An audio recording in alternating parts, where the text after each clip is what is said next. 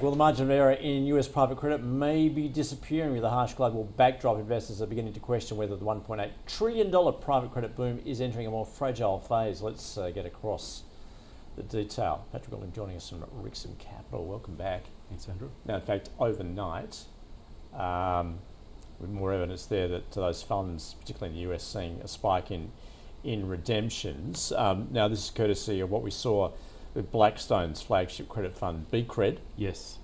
So a surge in redemptions there, which had dragged other sort of listed fund managers lower. What's going on there? So the impetus was the recognition that AI was impacting software business valuations, and the realization in the market that US credit funds have 20 to 50% exposure lending to software businesses, but they lend on the valuation of the software business.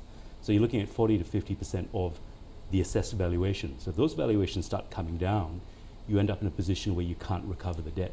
So that's what's triggered the surge in redemptions.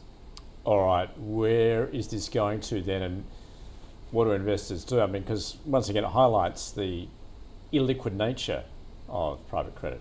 Yeah, so look, I'm concerned for American investors who've got exposure to these assets. I really don't know what they can do, but I'm a bit more forgiving on the liquidity side.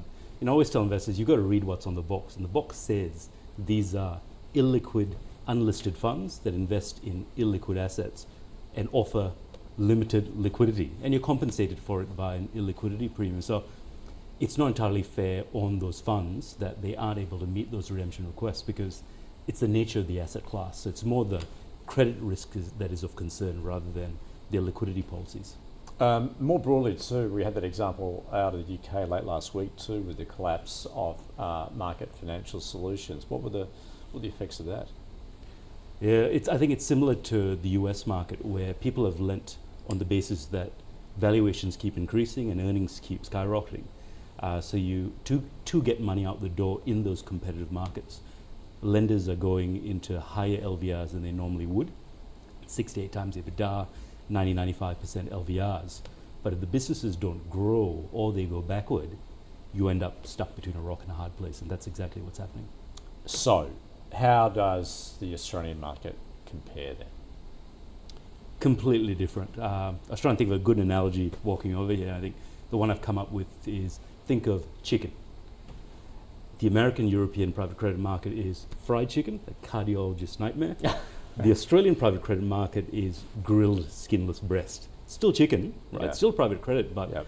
it's a different form of private credit here because number one, we haven't got the competitive pressure where lenders are lending aggressively because there's not much competition, and investors here don't have appetite for lending at 6 to 8 times EBITDA or 50% of a very aggressive valuation. So those conditions don't exist in this market.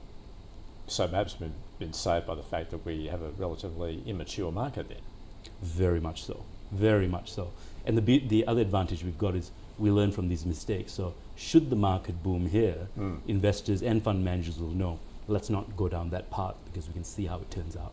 Interesting, we did have some commentary from Apollo Global Management boss Mark Rowan warning that the shakeout is coming, but I mean, is a shakeout going to come here? I mean, is there a day of reckoning? You talk about what we're seeing in the States, what we're seeing in Europe at the moment. What do you need to be cognizant of if you're an Australian investor then in private credit?